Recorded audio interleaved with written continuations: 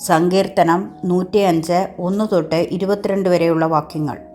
യഹോവയ്ക്ക് സ്തോത്രം ചെയ്യുവീൻ, തന്നാമത്തെ വിളിച്ചപേക്ഷിപ്പീൻ, അവൻ്റെ പ്രവൃത്തികളെ ജാതികളുടെ ഇടയിൽ അറിയിപ്പീൻ. അവന് പാടുവീൻ, അവന് കീർത്തനം പാടുവീൻ, അവൻ്റെ സകല അത്ഭുതങ്ങളെയും കുറിച്ച് സംസാരിപ്പീൻ.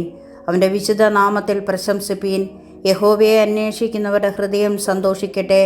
യഹോവയെ അവൻ്റെ ബലത്തെയും തിരയുവീൻ, അവൻ്റെ മുഖത്തെ ഇടവിടാതെ അന്വേഷിപ്പീൻ.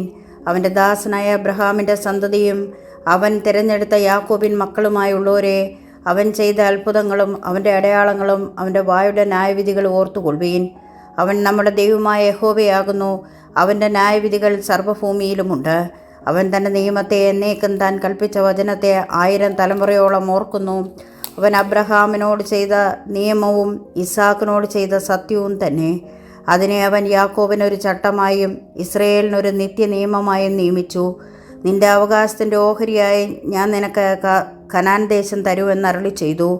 അവർ അന്ന് എണ്ണത്തിൽ കുറഞ്ഞവരും ആൾ ചുരുങ്ങിയവരും അവിടെ പരദേശികളുമായിരുന്നു. അവർ ഒരു ജാതിയെ വിട്ട് മറ്റൊരു ജാതിയുടെ അടുക്കലേക്കും ഒരു രാജ്യത്തെ വിട്ട് മറ്റൊരു ജനത്തിൻ്റെ അടുക്കലേക്കും പോകും. അവരെ പീഡിപ്പിക്കുവാൻ അവൻ ആരെയും സമ്മതിച്ചില്ല. അവരുടെ നിമിത്തം അവൻ രാജാക്കന്മാരെ ശാസിച്ചു. എൻ്റെ അഭിഷിക്തന്മാരെ തുടരുത്, എൻ്റെ പ്രവാചകന്മാർക്കൊരു ദോഷവും ചെയ്യരുത് എന്ന് പറഞ്ഞു. അവൻ ദേശത്തൊരു ക്ഷാമം വരുത്തി അപ്പമെന്ന കോലിനെ അശേഷം ഒടിച്ചു കളഞ്ഞു. അവർക്ക് മുമ്പായി അവൻ ഒരാളെ അയച്ചു. യോസേഫിനെ അവർ ദാസനായി വിറ്റുവല്ലോ.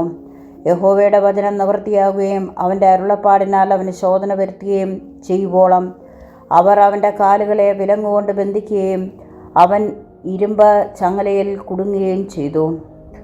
രാജാവ് ആളയച്ച് അവനെ വിടുവിച്ചു. ജാതികളുടെ അധിപതി അവനെ സ്വതന്ത്രനാക്കി.